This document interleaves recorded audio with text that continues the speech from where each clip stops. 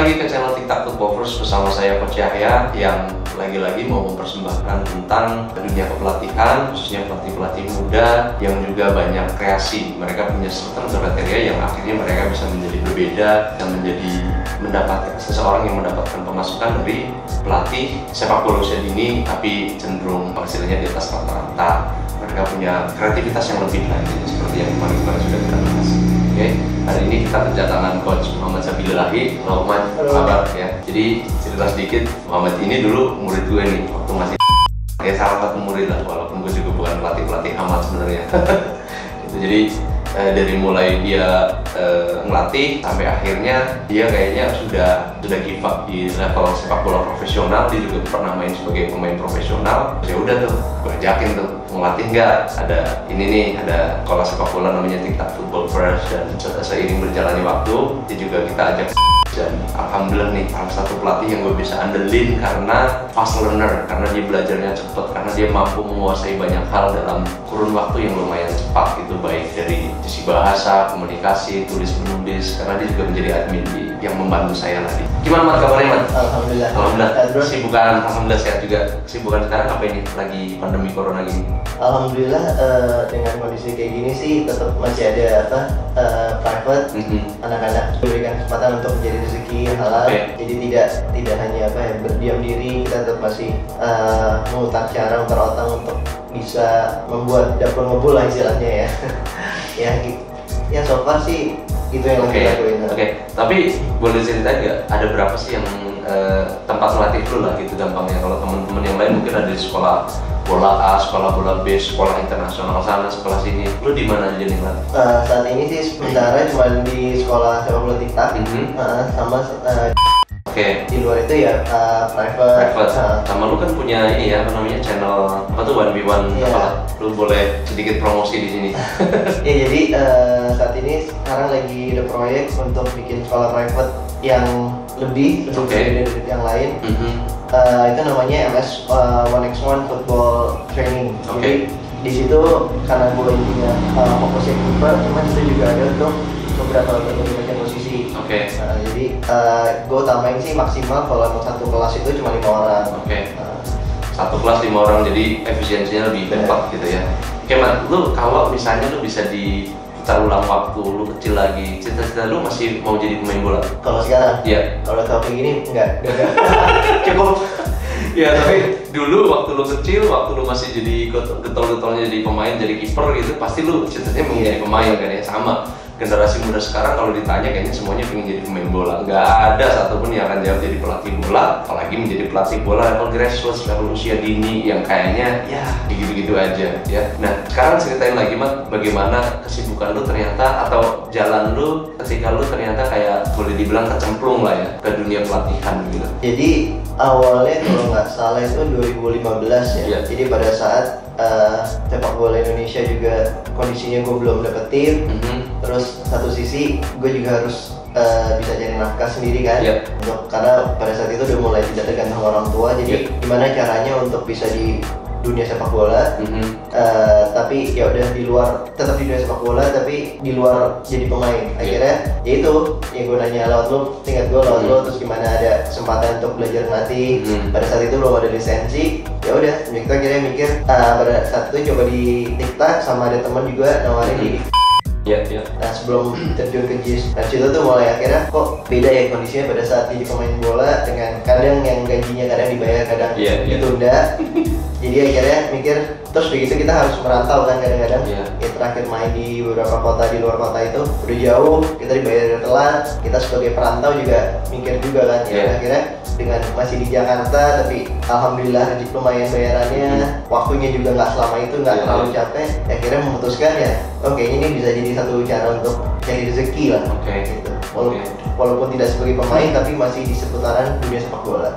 Dan menariknya kan lu udah nyoba nih, bagaimana melatih yang anak lokal, bagaimana melatih dari sekolah kayak itu yang notabene datang dari multinasional gitu ya. Mereka pasti punya karakter bahasa yang berbeda. Itu kesulitan atau challenge-nya apa Mat? Yang pertama pasti bahasa ya, karena kan jujur awal-awal itu bisa bahasa Inggris, cuman kan grammarnya itu yang paling penting. Jadi kadang kita untuk ngomong kadang-kadang kita mesti mikir ada beberapa detik untuk merangkai kata-kata dibandingin kita melatih anak-anak lokal yang bisa dengan gampang keluar dari mulut kita langsung blok-blok. Sedangkan kita bahasa Inggris ada kata-kata kita harus grammarnya itu, oh ini benar nggak ya, pas atau saat ini atau kayak gitu lah.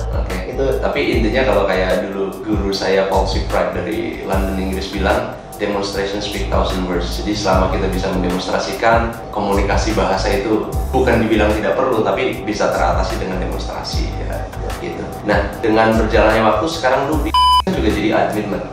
Challenge apa lagi yang lu hadapkan ketika menjadi admin? Yang pertama pasti harus selalu siap ya. Maksudnya menghadapi kalau ada orang tua atau either guru-guru di mau berkomunikasi atau untuk sebagai penengah di antara Coach Arya sama gua dan murid-murid. Jadi itu misalnya menghadapi orang tua itu lebih berbeda dibandingkan menghadapi murid. Karena ada orang tua yang gampang, ada orang tua yang bawaannya selalu mau bener. Jadi kita harus menghadapinya dengan situasi yang lebih tenang.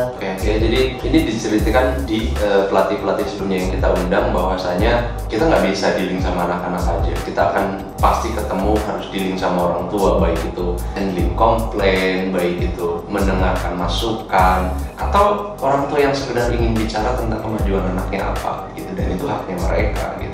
Mat, kan ini situasinya lagi nggak menentu, apalagi kayak sekarang yang hampir semua diliburkan gitu. Bagaimana mensiasati agar biar tetap survive di lu sendiri? Kalau yang gue lakuin sebenarnya ini sih ya di luar private itu ya, pasti lebih mengiritkan pengeluaran. Itu pasti. Naik budgeting gitu. Betul. Jadi sesuatu hal yang buat gue nggak penting itu gue cut, nggak gue keluarin. Terus gue juga mempersiapkan diri untuk dengan ada ini ada waktu yang bisa gue persiapkan untuk insya Allah kalau masa pandemi ini selesai kita akan bisa memulai sesuatu yang baru tapi dengan lebih fresh, dengan kayak tetap menjaga kesehatan, terus menyiapkan beberapa materi untuk latihan-latihan yang ada, terus juga ada rencana-rencana materi berikutnya. Jadi justru selama proses ini lagi seolah terhenti, kita nggak boleh berhenti untuk terus belajar, berkreasi lah, mencari-cari ilmu. Kan ada banyak source-nya, bisa dari YouTube, bisa dari baca buku seperti ini, atau yang lain, termasuk saling belajar. Saya juga belajar kok dari mama, dari teman-teman yang lain. Man, lu ada privat, ada boleh dibilang SSB privat lo ya, atau mungkin dulu di Victus atau sekarang di. Dari tiga ini, Man, sorry buka dapur sedikit, kira-kira udah pemasukan berapa sih, Man? Kira-kira ya? More or less? Ya, 2 digit lah, sekitar 20-an. 20-an? Ya, alhamdulillah dapat segitu. Nah, di segitu itu kan kalau sekolah internasional ada jeda ya, dimana mereka akan ada summer break.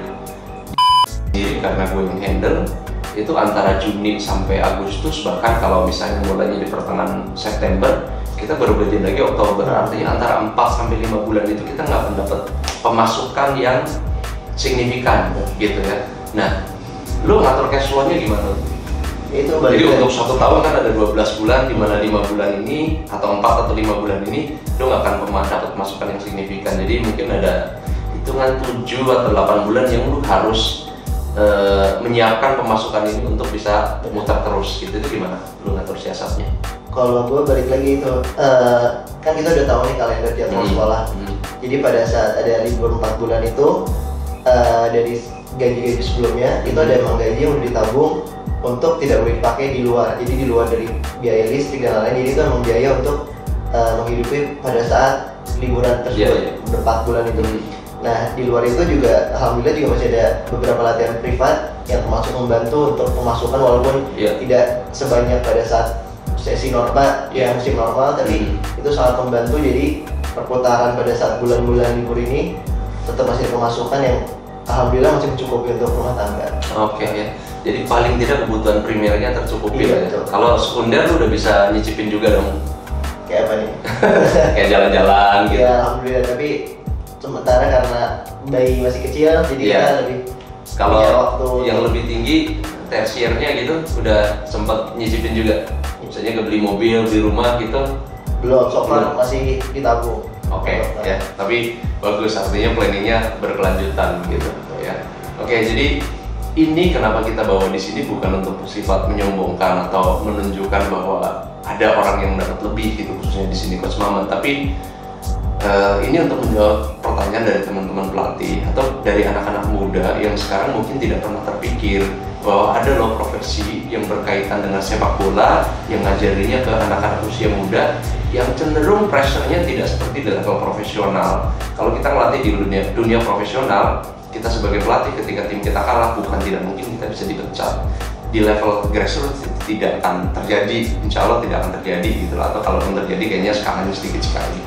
Dan yang lebih menguntungkan lagi adalah di sini ada orang-orang seperti Coach Muhammad ini atau saya dan teman-teman yang lain yang juga sudah pernah ditampilkan di channel YouTube ini, mereka mendapatkan finansial yang cukup lumayan gitu. Jadi ini bisa menjadi profesi. Teman-teman yang lain yang masih melatih mungkin struggling bisa juga masuk ke sini. Hanya saja ada certain kriteria gitu. Ya, jadi tadi udah disebutin sama Coach Muhammad, salah satunya mungkin bahasa, bagaimana bisa dealing komunikasi sama orang tua ya, public speaking ketika harus ngadepin anak-anak dan orang tua, dan mungkin anak-anak yang sudah beranjak dewasa juga kan teknik ngomongnya harus berbeda gitu. Jadi ini mudah-mudahan bisa jadi satu message, bisa jadi pelajaran buat kita sendiri dan anda-anda. Mudah-mudahan ini juga bisa jadi channel yang bermanfaat.